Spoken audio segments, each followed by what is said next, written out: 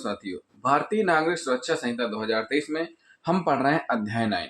अध्याय 9 में पर शांति कायम रखने के लिए सदाचार के लिए प्रतिभूति से संबंधित है। आज हम पढ़ेंगे भारतीय नागरिक सुरक्षा संहिता की धारा 126 जो कि सीआरपीसी की धारा 107 के समरूप है, भारतीय नागरिक सुरक्षा संहिता की धारा 135 जो कि सीआरपीसी की धारा 116 के समरूप है, और भारतीय नागरिक सुरक्षा संहिता की धारा 170 जो कि सीआरपीसी की धारा 151 के समरूप है, भारतीय नागरिक सुरक्षा संहिता की धारा 127 जो कि सीआरपीसी की धारा 108 के समरूप है। तो जिन साथियों ने अभी तक हमारे चैनल को सब्सक्राइब नहीं किया है, हमारे चैनल को जरूर सब्सक्राइब कर लें और वीडियो को लास्ट तक जरूर देखें। साथियों, एक बहुत महत्वपूर्ण बात यह है, आप सभी जानते हैं कि सबसे पहले अगर कोई फेस करता है किसी भी घटनाक्रम को तो पुलिस फेस करती है, चाहे वो अपराध हो, चाहे वो लाइन ऑर्डर हो, चाहे वो सुरक्षा व्यवस्था हो, चाहे वो किसी भी प्रकार की ड्यूटी हो। सबसे पहले फ्रंट पर खड़ी होती कौन? पुलिस। पुलिस ही है जो फ्रंट पर खड़ी होती है, फ्रंट पर खड़े होकर के ही समाज में शांति व्यवस्था और लाइन ऑर्डर मेंटेन करके रखती है। पुलिस में जब भी, पुलिस स्टेशन में जब भी संज्ञेय मामले की सूचना प्राप्त होती है, एफआईआर रजिस्टर्ड की जाती है, असंज्ञेय मामले की सूचना प्राप्त होने पर एनसीआर रजिस्टर्ड की जाती है। पंजीकरण दोनों का होता है। फर्क इतना है कि संज्ञेय मामले में इन्वेस्टिगेशन किया जाता है और असंज्ञेय में इन्वेस्टिगेशन नहीं किया जाता है। संज्ञेय मामले भी दो कैटेगरी में बटे हैं, जमानती अपराध और अजमानती अपराध। साथियों, अभी तक हम आपको बताते आए हैं विचारण के बारे में, जो कि न्यायालय में चलता है, जहां पर सेशन न्यायाधीश महोदय प्रमुख रहते हैं और उनके अधीनस्थ पूरा सेशन न्यायालय चलता है, वहां पर विचारण होता है। लेकिन जो धाराएं हम बता रहे हैं परिशांति से संबंधित हैं, इन धाराओं पर सुनवाई कहां होती है? कार्यपालिक मजिस्ट्रेट के समक्ष। कहां होती है? कार्यपालिक मजिस्ट्रेट के समक्ष होती है। तहसीलदार, कार्यपालिक मजिस्ट्रेट, एसडीएम महोदय के समक्ष यहां पर सुनवाई होती है अलग अलग कंडीशन पर। तो जब भी ऐसी स्थिति बनती है, पर शांति बनाए रखने के लिए उस स्थिति में सूचना दी जाती है किसको? कार्यपालिक मजिस्ट्रेट को। वहां पर फिर सुनवाई चलती है। अब बात यहां आती है कि भाई कैसे पता चलेगा कि पर शांति की जरूरत है, कैसे पता चलेगा कि यहां पर यह स्थिति उत्पन्न हो रही है? तो साथियों, सबसे मेन कड़ी है पुलिस। जब भी समाज में रह रहे व्यक्तियों के बीच आपस में लड़ाई झगड़ा होता है, देखिए घर में चार बर्तन होते हैं, आपस में टकराते हैं, आवाज आती ही है। ऐसे ही समाज में रह रहे जितने भी व्यक्ति हैं, ऐसा नहीं है कि आपस में लड़ाई झगड़ा ना हो। तो उस लड़ाई झगड़े को बढ़ने से रोकने के लिए, वो लड़ाई झगड़ा इस स्थिति तक ना आए कि संज्ञेय अपराध घटित हो जाए, संज्ञेय अपराध घटित होने से पहले ही रोक दिया जाए उस अपराध को। और मान लीजिए संज्ञेय अपराध घटित भी हो गया है, तो फिर भी और दूसरा अपराध ना घटित होने पाए, या जिनने जो आदतन प्रवृत्ति के अपराधी हैं उनको भी पाबंद किया जाना चाहिए ताकि वो भी कंट्रोलिंग में रहें। तो साथियों, ये जो धाराएं हैं बहुत महत्वपूर्ण धाराएं हैं। एक एक धारा अपने आप में अलग बताती है। तो साथियों, जिन साथियों ने हमारा चैनल अभी सब्सक्राइब नहीं किया, हमारे चैनल को जरूर सब्सक्राइब कर लें और चैनल को लास्ट तक देखें। कोई बात अगर समझ में नहीं आती है तो हमें कमेंट करके आप बता सकते हैं। सबसे पहले हम पढ़ेंगे धारा 126 जो कि सीआरपीसी की धारा 107 के समरूप है, अन्य दशाओं में पर शांति कायम रखने के लिए प्रतिभूति। देखिए साथियों, ये तीनों चारों धाराएं एक दूसरे से जुड़ी हुई हैं। कैसे जुड़ी हुई हैं? एक दूसरे से जुड़ी हुई हैं। ये जो धारा 135 है, इस पर प्रोसीडिंग होती है। क्या होती है? प्रोसीडिंग होती है। तो इन जो धाराओं पे 126 और 170, 126 पे पाबंद करते ही ये धारा खत्म होकर के इस धारा पे कार्रवाई शुरू हो जाती है 135 पे। तो साथियों, अन्य दशाओं में पर शांति कायम रखने के लिए प्रतिभूति का मतलब यह हुआ कि जब भी दो पक्षों में विवाद हो, चाहे वो घर घर का हो, चाहे आस पड़ोस का हो। देखिए साथियों, छोटी छोटी बातों में लड़ाइयां होती हैं। कौन कौन सी छोटी छोटी बातों में? कचरा फेंकने को लेकर के, बरसात का सीजन है, नाली का पानी बहने को लेकर के, नाली का पानी नहीं बह पा रहा है उसको लेकर के, डॉग को लेकर के, जानवरों को लेकर के, बच्चों को लेकर के लड़ाइयां होती हैं।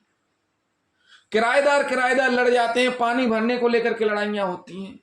तो इस प्रकार की लड़ाइयां होती हैं। आज के समय में इंसान गुस्सैल प्रवृत्ति का होता जा रहा है, उसके पास कंट्रोल करने की क्षमता खत्म हो रही है। तो ऐसी स्थिति में आवेश में आकर के बड़े अपराध घटित कर देता है, जिन अपराधों की उम्मीद भी नहीं होती है कि इतने बड़े अपराध। कई बार देखा होगा कि आपने कि एक रोड पे जा रहे होते हैं, सिग्नल पर एक दूसरे से टकरा जाती हैं गाड़ियां, या पेट्रोल पंप में पेट्रोल डलाने को लेकर के विवाद हो जाने पर भी मर्डर हो रहे हैं।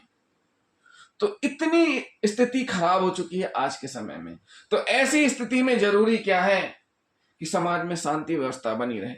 शांति व्यवस्था बने रखने के लिए जरूरी क्या है कि जहां भी इस प्रकार की स्थिति हो, विवाद की स्थिति बन रही हो, तत्काल उनको पाबंद किया जाए। साथियों, देखा होगा आपने कि एक घर का एक मुखिया होता है। घर का एक मुखिया होता है। जब बच्चे आपस में झगड़ा करते हैं तो एक दूसरा उलाहना कहां देने जाएगा? उनके मुखिया को, कि भैया आपका बच्चा परेशान है, उसको संभालिए। तो उस स्थिति में उस मुखिया की जवाबदारी बनती है कि बच्चे को संभाले, डांटे और वहां जाने से रोके, हिदायत दे।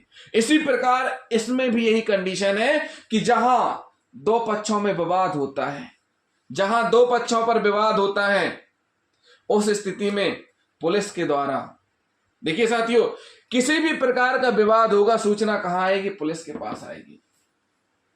पुलिस फिर अपने माध्यम से सूचना तत्काल कहां भेजेगी? कार्यपालिक मजिस्ट्रेट महोदय के समक्ष। कहां पर? कार्यपालिक मजिस्ट्रेट के समक्ष।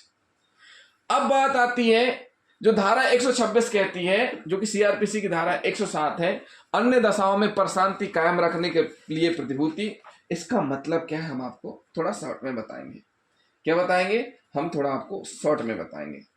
साथियों, यह धारा अपराधों के निवारण से संबंधित है। अपराधों के निवारण से संबंधित है कि अपराध की रोकथाम के लिए, तथा इसके प्रावधान दंडात्मक स्वरूप के ना होकर निवारक स्वरूप के हैं। दंडात्मक स्वरूप नहीं है, दंडात्मक नहीं है, पाबंद कर दिया जाएगा, निवारात्मक स्वरूप है कि आपको इस प्रकार के अपराध नहीं करना है। इस धारा के अंतर्गत कार्यपालक मजिस्ट्रेट को प्रशांति कायम रखने हेतु प्रभुति लेने के लिए अधिकृत किया गया है। इस धारा के अंतर्गत जैसे ही पुलिस को, देखिए साथियों, पुलिस को सूचना मिली संज्ञेय मामले की, पुलिस ने एफआईआर रजिस्टर्ड कर ली, जमानती अपराध है, जमानत पर छोड़ दिया। अब अगर जमानत पर छोड़ा है तो क्या फिर से भी उनके बीच में लड़ाई हो सकती है कि नहीं हो सकती? जरूर हो सकती है। अगर उन दोनों के बीच लड़ाई हो सकती है तो ऐसी स्थिति में पुलिस क्या करेगी? पुलिस मुखिया को सूचित करेगी, भैया मुखिया को बीच में ले आएगी कि हमने अपना काम कर लिया है, संज्ञेय मामले की सूचना थी, वो भी जमानती अपराध था, हमने जमानत पर छोड़ दिया है, अब आप इनको पाबंद कर दीजिए दोनों पक्षों को। या अगर दोनों पक्षों के खिलाफ एफआईआर हुई है, दोनों पक्षों के खिलाफ रिपोर्टें हुई हैं, अगर एक पक्ष के खिलाफ ही एफआईआर हुई है तो पुलिस कहेगी कि भैया सुधर जाओ। किसको? जिसके खिलाफ एफआईआर हुई है। और साथ ही साथ सूचित कहां कर देगी? कार्यपालिक मजिस्ट्रेट को, ताकि अभी जमानत पे फिर से ना कोई अपराध कर दे, उसको तत्काल पाबंद करवाया जाए। ये तो हो गया किन मामलों में? जमानती मामलों में। अजमानती मामलों में क्या होगा? जब भाई अजमानती है, जेल में है, जब जेल में है तो कैसे वह दोबारा अपराध करेगा जब तक जेल में है?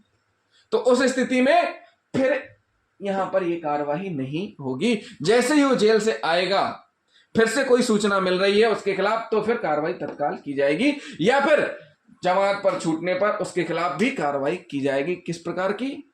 इसी प्रकार की 126 या सीआरपीसी की धारा 107, 126 BNSS और 135 सब क्लॉज 3 के अंतर्गत। किसके अंतर्गत? 135 सब क्लॉज 3 के अंतर्गत। ये तो हो गए संज्ञेय मामले।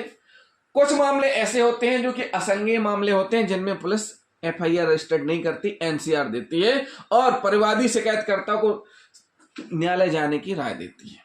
तो क्या उन मामलों में पर शांति जरूरी नहीं है? बिल्कुल जरूरी है। एनसीआर जैसे ही रजिस्टर्ड होती है, तत्काल पाबंद करना जरूरी है। क्यों? क्योंकि जो कंप्लेन करने आता है, अगर वो असंज्ञेय प्रकृति का मामला है और जब कंप्लेन करके जाता है तो सामने वाला जिसके खिलाफ एनसीआर दर्ज की गई है तो उसको ये ना लगने लगे कि हमारे खिलाफ तो कुछ हुआ ही नहीं, और फिर पलट के वो फिर से अपराध करेगा। इसलिए वहां पर शांति भंग होने की पूरी संभावना रहती है। क्यों? क्योंकि विवाद हो चुका है, तनातनी की स्थिति बनी हुई है, तनाव की स्थिति बनी हुई है। ऐसी स्थिति में कार्यपालिक मजिस्ट्रेट को पुलिस के द्वारा लिखित सूचना देना अब जरूरी है, उचित होगा, देना चाहिए, दी जा सकती है। अगर मान लीजिए अभी एनसीआर थी, पुलिस ने एनसीआर लिखी और छोड़ दिया, ठीक है, परिवादी को सलाह दी न्यायालय जाओ। 2 दिन बाद उसी ने जिसके खिलाफ एनसीआर दर्ज है, उसी व्यक्ति के द्वारा उस शिकायतकर्ता के साथ ऐसी मारपीट कर दी गई कि उसकी हालत गंभीर हो गई और वह कहां हो गया? भर्ती हॉस्पिटल में हो गया, यानी मान लीजिए कि मरने की हालत में है। तो इस स्थिति में पुलिस से सीधा सवाल होगा कि आपने क्या किया? जब आपके पास पहली बार रिपोर्ट आई थी तो आपने क्या किया? तो उस स्थिति में यह होगा कि हमने कार्यपालिक मजिस्ट्रेट को सूचित किया। किस लिए? ताकि प्रशांति बनाए रखने के लिए इनको बॉन्ड ओवर किया जाए, पाबंद किया जाए, तत्काल क्या किया जाए? तत्काल पाबंद किया जाए। इसलिए 126 के तहत तत्काल पाबंद करने के लिए 135 सब क्लॉज 3 में विचार करती है कौन? कार्यपालिक मजिस्ट्रेट। साथियों, इसमें बहुत महत्वपूर्ण बात यह है कि जो भी कार्यपालिक मजिस्ट्रेट है, जिस प्रकार न्यायालय बटे रहते हैं कि कौन से थाने की कार्रवाई किस कोर्ट में होगी, किस मजिस्ट्रेट महोदय के समक्ष होगी, उसी प्रकार कार्यपालिक मजिस्ट्रेट का क्षेत्र भी निर्धारित रहता है और थानों का क्षेत्र भी निर्धारित रहता है कि किस थाने में का एरिया किस कार्यपालिक मजिस्ट्रेट के समक्ष लगेगा। वहां पर ये सारी कार्रवाइयां प्रस्तुत की जाएंगी। जहां पर कमिश्नरी लागू है वहां पर कमिश्नरी लागू, वहां पर कार्यपालिक मजिस्ट्रेट के पावर जिन अधिकारियों के पास है उनके समक्ष पेश किया जाएगा, और जहां पर कमिश्नरी लागू नहीं है वहां पर कार्यपालिक मजिस्ट्रेट जो है उनके समक्ष पेश किया जाएगा। तो साथियों, सबसे महत्वपूर्ण बात यह थी कि जब 2 पक्षों में विवाद होता है तो पुलिस तत्काल इस्तगासा कायम करती है। किस धारा का? 126, 135 सब क्लॉज 3 का। मारपीट हुई है, विवाद हुआ है, विवाद होने की संभावना है, तत्काल पाबंद की जरूरत है। और जैसे ही इस्तगासा 126 और 135 सब क्लॉज 3 का कार्यपालिक मजिस्ट्रेट के पास पहुंचता है, वैसे ही 126 पर बॉन्ड करते हुए यहां 135(3) पर सुनवाई शुरू हो जाती है। तो साथियों, 126 क्या कहती है कि दंडात्मक नहीं, निवारक है। भारतीय नागरिक सुरक्षा संहिता की धारा 126 कहती है दंडात्मक नहीं, निवारक है। और 135 में क्या है? 135 में इत्तला की सच्चाई के बारे में मजिस्ट्रेट जांच करते हैं। कैसी जांच? जो इस्तगासा पुलिस के द्वारा पेश किया गया है कार्यपालिक मजिस्ट्रेट के समक्ष, उस पर जांच प्रोसीड करती है कौन? कार्यपालिक मजिस्ट्रेट के द्वारा। क्या करती है? कार्यपालिक मजिस्ट्रेट के द्वारा जांच प्रोसीड की जाती है। तो साथियों, ये हमने आपको 2 सेक्शन बताए। कौन से? पहला हमने आपको बताया, क्या बताया?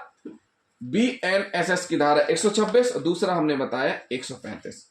135 में 3 सब क्लॉज है, तीसरा सब क्लॉज महत्वपूर्ण है, 3 सब क्लॉज नहीं है, तीसरा सब क्लॉज बहुत महत्वपूर्ण है, सब क्लॉज 7 है। इस धारा में मजिस्ट्रेट द्वारा प्राप्त सूचना की सच्चाई के बारे में जांच की प्रक्रिया का उल्लेख है। जैसे ही पर शांति कायम रखने के लिए इस्तगासा प्राप्त होगा और उस इस्तगासा की सच्चाई की जांच किसके द्वारा की जाएगी? कार्यपालिक मजिस्ट्रेट के द्वारा।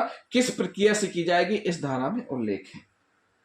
सब क्लॉज 1 यानी धारा 135 का सब क्लॉज 1 क्या कहता है कि मजिस्ट्रेट को जो सूचना दी गई है सच्चाई की जांच करने के लिए कार्रवाई प्रारंभ कर देंगे। क्या करेंगे? कार्रवाई प्रारंभ कर देंगे। सब क्लॉज 3 के अंतर्गत तत्काल कार्रवाई करने की अपेक्षा की गई है। क्या की गई? तत्काल कार्रवाई करने की अपेक्षा की गई है। सब क्लॉज 4 के अंतर्गत उस विशिष्ट स्थिति में अपनाई जाने वाली प्रक्रिया का वर्णन है जब किसी अभ्यस्त और भयंकर अपराधी को बिना प्रतिविधि तथा बंद पत्र के समाज में स्वच्छंदता पूर्वक विचरने देने जनहित के लिए घातक समझा गया है। ये उनके लिए जो आदतन अपराधी हैं, वो भी हम आपको बताएंगे। अभी केवल आप इतना जान लीजिए, इसको हम एक्सप्लेन करेंगे धारा 135 को। अभी आप केवल इतना समझ लीजिए कि जब भी धारा 126 यानी BNSS के तहत इस्तगासा पेश किया जाएगा, इत्तला दी जाएगी, तो इस धारा के तहत कार्यपालिक मजिस्ट्रेट के द्वारा 135 के तहत उसकी जांच की जाएगी। क्या की जाएगी? उसकी जांच की जाएगी। BNSS की धारा 126 कहती है कि कार्यपालिक मजिस्ट्रेट के पास इस बात की सूचना होनी चाहिए कि कोई व्यक्ति परिशांति भंग करेगा या लोक शांति विक्षुब्ध करेगा। क्या करेगा? करेगा। कोई ऐसा सदोष कार्य करेगा जिससे परिशांति भंग होने या लोक शांति विक्षुब्ध होने की संभावना है। लोक शांति विक्षुब्ध कब होती है, पर शांति भंग कब होती है? जब विधि द्वारा निषिद्ध कार्य किसी के द्वारा किया जाता है। विधि ने मना किया इस प्रकार के कार्य नहीं करना है, फिर भी वह कार्य किए जाते हैं, तो उस स्थिति में लोक शांति भंग होती है। कार्यपालिक मजिस्ट्रेट की राय में उस व्यक्ति के विरुद्ध जिसके बारे में इत्तला मिली हो, कार्रवाई करने का पर्याप्त आधार हो। क्या हो? पर्याप्त आधार हो कि जिस व्यक्ति के बारे में सूचना मिली है कि इसके द्वारा समाज में शांति व्यवस्था भंग की जा सकती है, उसके लिए पर्याप्त आधार हो। यानी पुलिस के पास कोई ना कोई किसी न किसी प्रकार की सूचना रिपोर्ट हो, या तो संज्ञेय मामले की या असंज्ञेय मामले की, कोई ना कोई कुछ ना कुछ तो आधार हो जिस पर उसकी जांच की जा सके, उस पर पाबंद किया जा सके। वह स्थान जहां पर शांति भंग होने या लोक शांति विक्षुब्ध की आशंका हो, उसकी स्थानीय अधिकारिता के अंदर होना चाहिए। किसके? जिस मजिस्ट्रेट के समक्ष इस्तगासा यानी सूचना दी गई है।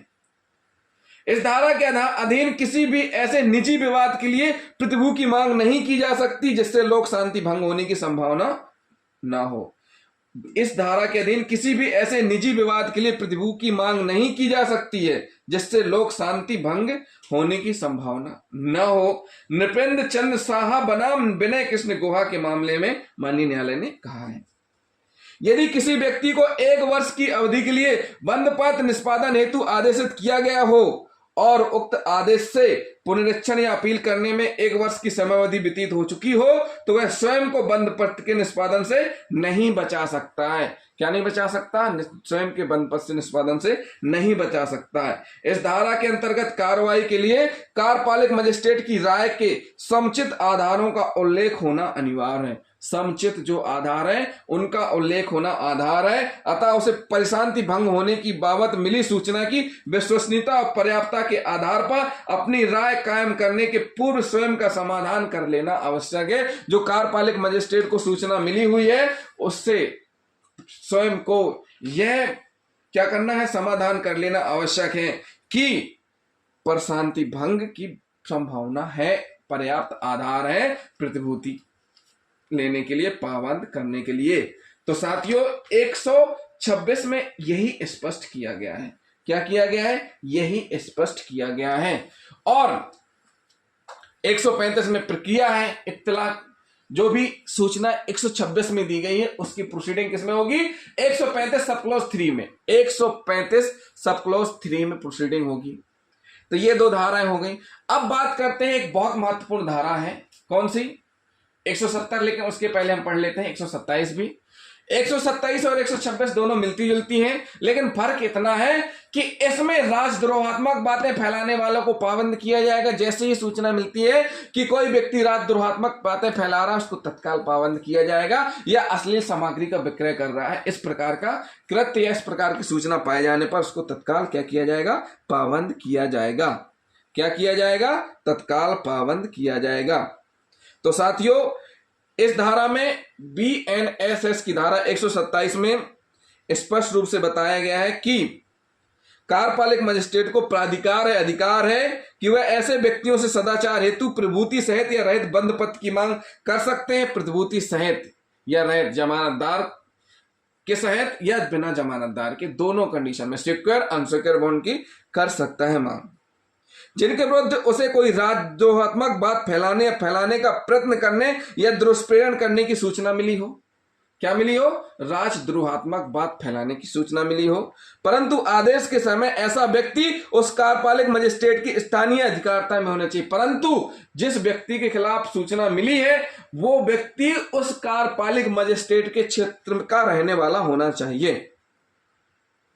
नंबर दूसरा इसमें कहा गया है कि अश्लील वस्तुओं का विक्रय, उत्पादन या प्रकाशन के मामले में जो भी प्रावधान है आशय सुसंगत नहीं है। उस स्थिति में अगर कोई व्यक्ति अश्लील वस्तु का विक्रय, उत्पादन, प्रकाशन करेगा तो उसको भी क्या किया जाएगा? पाबंद किया जाएगा सूचना मिलने पर। तो साथियों 127 और 126 दोनों मिलती जुलती हैं।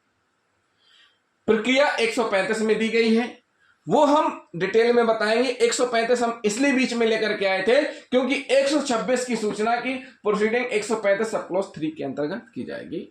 तो साथियों ये तीनों धाराएं हो गई। अब आती है धारा 170, बहुत महत्वपूर्ण है। 170 बहुत ज्यादा महत्वपूर्ण है। 170 क्या कहती है? सीआरपीसी की धारा 151, संज्ञेय अपराधों का किया जाना रोकने के लिए गिरफ्तारी। संज्ञेय अपराधों का किया जाना रोकने के लिए गिरफ्तारी। अब देखिए साथियों होता क्या है, हमने आपको बताया कि समाज में रहने वाले व्यक्ति किसी ना किसी छोटी छोटी बात को लेकर के लड़ते रहते हैं, वही बात बड़ी हो जाती है। क्या हो जाती है? वही बात बड़ी हो जाती है। पुलिस को सूचना मिलती है कि इस स्थान पर व्यक्ति लड़ रहा है, एक व्यक्ति परेशान कर रहा है समाज वालों को, या दो ग्रुप आपस में लड़ रहे हैं। क्या हो रहा है? दो ग्रुप आपस में, दो गुट आपस में विवाद कर रहे हैं। पुलिस मौके पर पहुंचती है। पुलिस क्या करती है? देखिए हम 170 बता रहे हैं, धारा 170 बहुत महत्वपूर्ण है। जैसे ही पुलिस को सूचना मिलती है कि यहां दो पक्ष आपस में विवाद कर रहे हैं, पुलिस मौके पे पहुंचती है, दोनों पक्षों को समझाने की कोशिश करती है। क्या करती है? दोनों पक्षों को समझाने की कोशिश करती है कि लड़ाई ना करें, शांति से अपनी बात रखें, चल के रिपोर्ट करवाएं, हम आपकी कार्रवाई करेंगे। लेकिन दोनों पक्ष सुनने को तैयार नहीं होते हैं, एक दूसरे को मारने के लिए आमादा होने लगते हैं। आमादा मतलब तत्पर होने लगते हैं, मार नहीं रहे लेकिन आमादा हो रहे हैं एक दूसरे पर, बिल्कुल ऐसे कि बिल्कुल मार ही देंगे। इस प्रकार से एक दूसरे के प्रति आमादा होते हैं। उस स्थिति में जब पुलिस के पास कोई ऑप्शन नहीं रहता है सिवाय गिरफ्तारी के, पुलिस ने क्या किया? पहले समझा लिया कि भैया लड़ाई मत करो, लेकिन नहीं सुन रहे दोनों पक्ष। जब दोनों पक्ष नहीं सुन रहे हैं और अगर पुलिस उनको नहीं रोकती है, नहीं गिरफ्तार करती है, मान नहीं रहे रोकने पर से, सिवाय एक गिरफ्तारी ही विकल्प है। अगर उनकी गिरफ्तारी नहीं की गई तो अवश्य गंभीर संज्ञेय अपराध घटित कर देंगे। क्या कर देंगे? संज्ञेय अपराध घटित कर देंगे, मारकाट मचा देंगे। तो उस स्थिति में पुलिस 170 के तहत गिरफ्तार करती है कि पुलिस के पास सिवाय गिरफ्तारी के कोई ऑप्शन ही नहीं है। तो इस स्थिति में जैसे पुलिस गिरफ्तार करेगी तो 24 घंटे के अंदर कहां पेश करेगी? कार्यपालिक मजिस्ट्रेट के समक्ष। कहां पेश करेगी? कार्यपालिक मजिस्ट्रेट के समक्ष। जैसे ही कार्यपालिक मजिस्ट्रेट के समक्ष पेश किया जाएगा, कार्यपालिक मजिस्ट्रेट चाहे तो जेल भी भेज सकते हैं, चाहे तो जमानत पे छोड़ भी सकते हैं। तो ये डिपेंड करता है। तो साथियों हमने आपको क्या बताया? जब दो गुट आपस में विवाद कर रहे हो, नाली को लेकर लड़ने लगते हैं, डॉग को लेकर के, जानवर को लेकर के, जमीन को लेकर के, भाई भाई लड़ने लगते हैं, परिवार बच्चों को लेकर के, तो उस स्थिति में जैसे पुलिस को सूचना मिलती है, पुलिस दोनों पक्षों को समझाती है।